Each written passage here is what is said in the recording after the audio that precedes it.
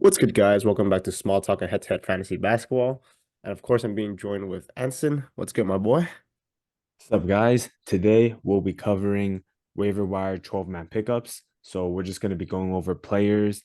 Since we're closing in on the trade deadline for fantasy, soon you'll be no longer able to trade players. So the only way for you to get an advantage over other players on your fantasy season or fantasy league is to pick up potential players that uh, might have a huge jump due to maybe injuries, due to the recent trade deadline moves, or due to players just getting shut down for the rest of the season. So let's get started. Yeah, let's get started with our first pick. We got Rui Hachimura, and as you guys can see, he's on about 10% roster in most fantasy leagues. And if you guys haven't, or if Rui's still on your free agency, I think you guys should definitely try to take a look at his numbers really quick.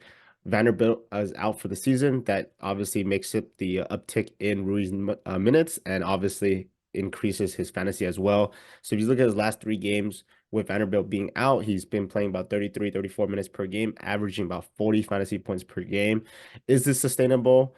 Maybe not, but I still think you can average easily 35, 36 fantasy points a game. Maybe not 40, but I think 35 is still a really good uptick from what he's been doing before. And this should be easily a must roster in most leagues. Yeah, he's just coming off a 36-point career high against Utah. And obviously that was with a lot of players being out, especially most notably LeBron being out for that game. But even with LeBron in, um, the last three out of the four games, obviously excluding that Utah game, Rui was able to get 30 minutes per game every single game, even alongside LeBron and AD healthy. So if he's able to average 30 minutes per game, like he has. As you can see, he's almost a fantasy point per minute player, so it should translate to about 30 fantasy points per game, making him rosterable. And there's also, I hate to say it as a Laker fan, but there's also a chance of the Lakers being out of the playoff running for playoffs. Um, and if that happens, you can expect AD and LeBron to be shut down for the last week or so of the season, which would be fantasy playoffs, potentially semifinals or finals, depending on how you have your league scheduled at. But if he's out, if those two players are out towards the end of the season, that would make Rui Hachimura especially valuable in those key matchups in the finals or semifinals.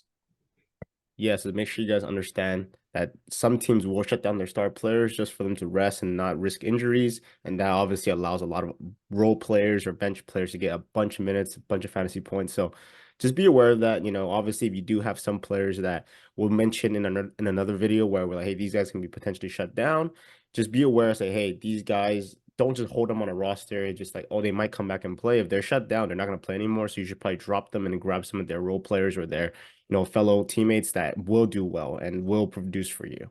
All right, let's move on into our next candidate. We got Trey Mann.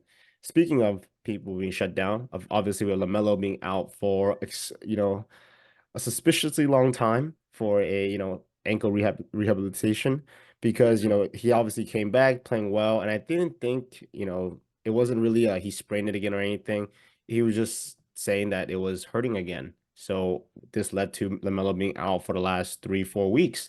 And obviously, Trey Mann, one of the guards there, are getting the uptick in minutes. You can see he's from 13 minutes per game to 30 minutes per game, averaging 37 fantasy points per game in his last four games. Obviously, Rozier being traded gives him a boost, gives him more shots. And as of right now, Trey Mann is looking like a must roster. So if he's still on your league or still on your free agency, definitely try to give him a shot. 10% roster. So a lot of times he'll still be in the free agency. If you guys want to have a good cycle player, Trey Mann is there. There's still no official update on when LaMelo is coming back. They're saying, he's still out, he's still injured, whatnot. So like what I just said, if Charlotte decides to shut down LaMelo, Trey Mann will have to be a must roster. He obviously produced for you to give him all the minutes. They're not really caring about winning. They're just trying to develop their players. Yeah, the Hornets definitely need a secondary ball handler outside of LaMelo. So even if LaMelo comes back, you should expect Trey Mann to be their second best ball handler and their go-to guy. When LaMelo is out, Trey Mann will still be their second offensive option outside of Miles Bridges, as Miles Bridges, he's not really a creator.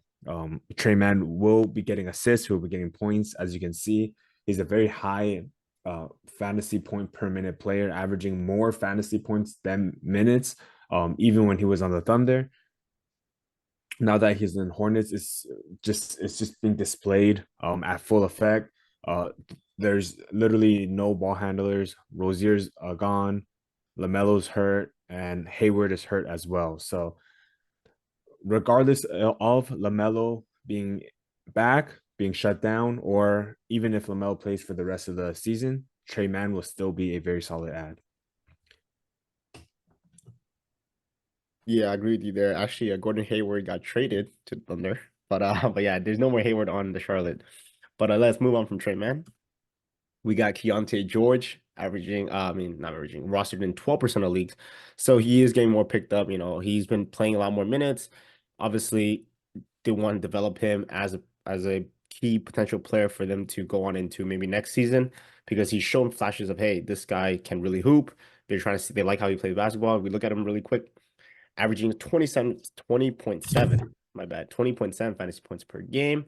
But the last 4 games got uptick in minutes. And look at his production, 50 fantasy points per game, 51.5 to be exact. And he's playing 30 plus minutes per game, you know, playing alongside Sexton and Clarkson. So there really is an excuse for, hey, what happens uh, if Sexton or Clarkson comes back because he's playing alongside with them. So as of right now, Keontae George is, in my opinion, a must roster. And if he starts doing bad, don't just drop him after 1 or 2 bad games. You know, see if it's, you know, because players have these bad streaks and just don't be like, oh, he's bad now. I don't want him on my team anymore because if he still keeps these minutes, he's gonna do better and better. It's just how it goes in fantasy.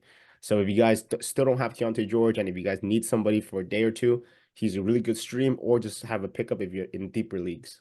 Yeah, Keontae George, although he's a rookie, he seems like the best playmaker, the most natural point guard out of the three guards in Utah right now. Even though Sexton and Clarkson, obviously they're much better scorers.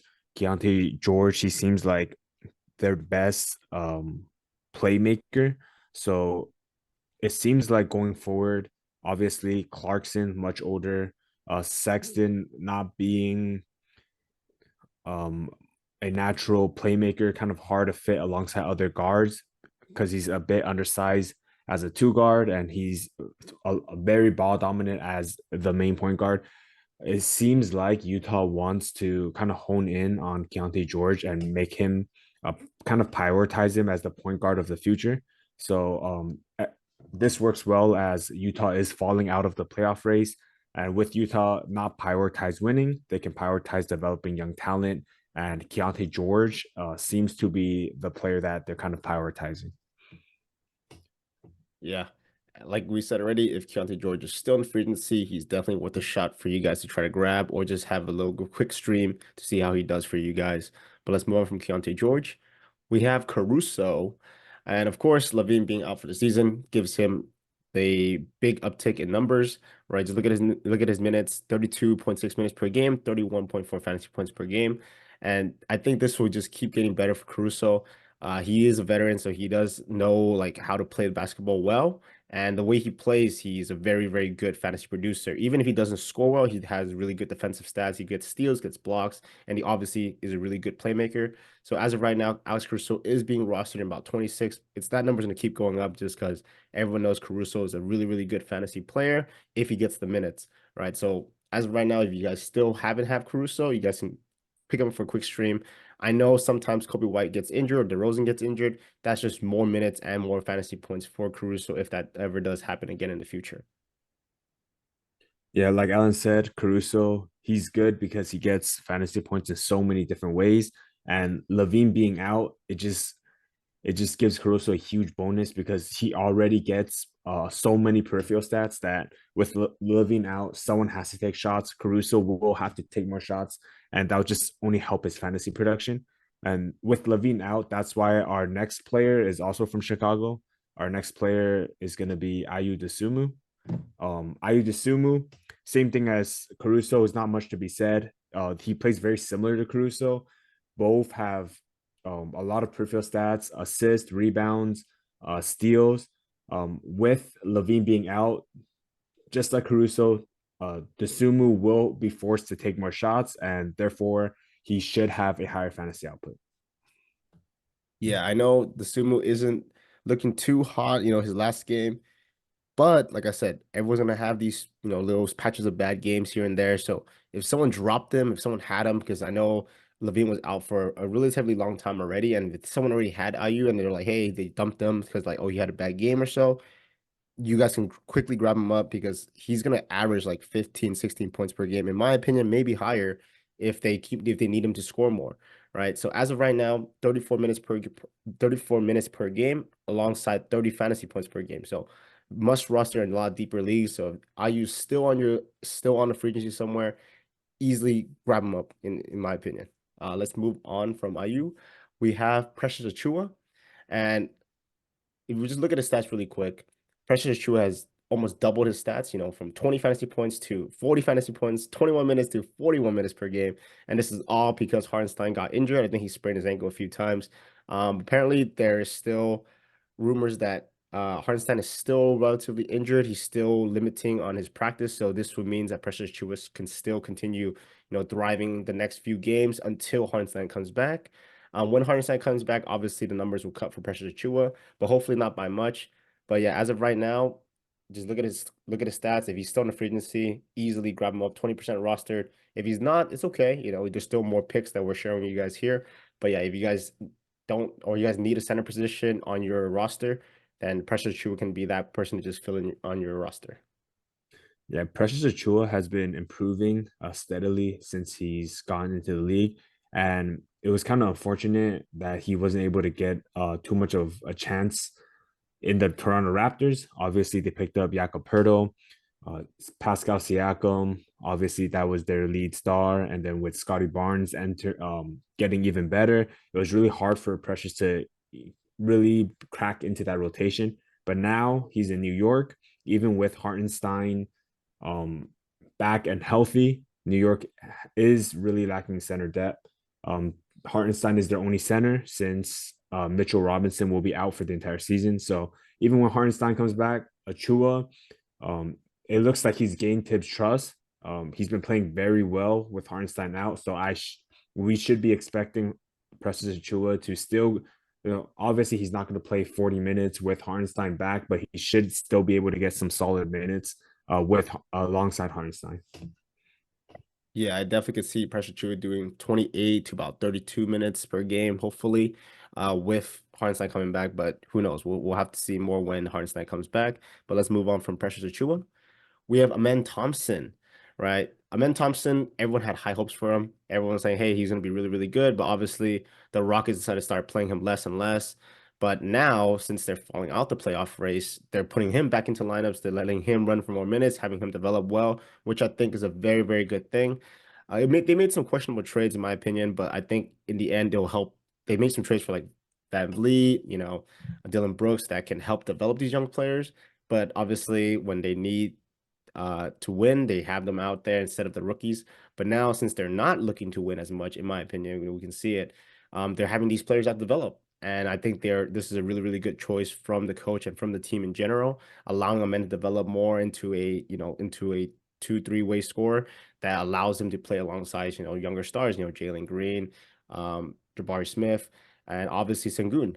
So if they develop well, then obviously I think that next season Amen's gonna be look really, really solid to be even in line for a lot more minutes, maybe a must roster next season. But yeah, that should be it for Amen Thompson. Yeah, we're definitely going to see a lot of these rookies earn more minutes towards the end of the season. In the beginning of the season, a lot of these rookies are too raw and they're coming into practice. The coaches don't think they're ready for NBA basketball yet. We're seeing that with Scoot Henderson. We've seen that every single year, even with the previous years. We've seen like LaMelo Ball struggle to get minutes early. They're just not adjusted to the pace of the game. But towards the middle or towards the end of the season, maybe into their second season, they start adjusting to the pace of the game. They'll start kind of getting a lot better really quickly. We're seeing this right now amongst all rookies. To be honest, we're seeing Scoot, we're seeing Victor, Keontae George. They're all getting a lot more comfortable with the game, and we're also seeing this with Amen Thompson, as not only are they falling out of the playoffs and he's getting more opportunity? But it seems like he's a lot more comfortable uh, just with the overall pace. And um, we know that Amen Thompson, similar to Asar, they get they get fantasy points in a lot of different ways, not just scoring, but they get a lot of steals, a lot of rebounds, especially for their position, and they dish out a lot of assists. Yeah, I definitely agree with you there. Let's move on from a man to his brother, Asar Thompson. And it's no surprise here. Bogdanovich and Burks just got shipped, so it looks like Pistons are ready to help develop the younger players alongside their future stars, obviously Cade Cunningham. As of right now, Asar is getting more minutes, and I think this is just the beginning. I think he's going to get a lot more upticks. The issue of Asar before we were talking about how he fouls out a lot. I think if he just works on that a little bit, it'll help him get more minutes and get more playing time because if he has 3 fouls in the first quarter or second quarter alone, they'll pull him out the game for a little bit just because, hey, you don't want him to foul out in the third quarter. But speaking of Asar, we just look at his minutes. Obviously, there's been an uptick. He plays about 28 minutes per game, represents about 28 fantasy points per game. So if I'm expecting him to play 32, 33, I'll expect similar numbers, 32, 33 fantasy points per game, which would be really, really solid for Asar Thompson's, judging the fact that he's only been 42% rostered. And so a lot of people who rostered Asar are either gonna want to keep him or they might trade him if they think this is just a hot stretch that Asar is running on and they're asking for offers, throw someone an offer. You're in 12, 14-man leagues, throw Asar Thompson an offer. They might take in. You might get Asar for very, very cheap. But yeah, I think that should be it for Asar Thompson. Yeah, we've definitely seen what Asar Thompson was able to do in the beginning of the season. That's why in the beginning of the season, we've seen Asar Thompson close to 80% rostered. He was averaging 35 to 40 fantasy points per game in certain stretches. And now that Bogdanovich and Burks is off the team, our star should be in that similar role that we saw him in the start of the season, starting small forward. He should be the third or fourth option and he should, if he gets his minutes, he's already averaging um, 2 steals and blocks combined in his limited minutes. So if you bump his minutes to 30, we should definitely see about 3 or 4 steals and blocks combined, and that really raises fantasy ceiling. Yeah, and I think that should be it for the waiver wire pickups. And like I said, if these players are already rostered, you could try to make a move for them. Some people would be like, "Hey, yeah, why not?" I was about thinking about dropping him anyways. I might as well throw him to you for something else. Obviously, don't overpay. These are just players that we think are going to continue to do well, or are they're on the rise to continue to do well. So, if you guys disagree or agree with any of our takes, obviously let them know down in the comments below or message us on Discord.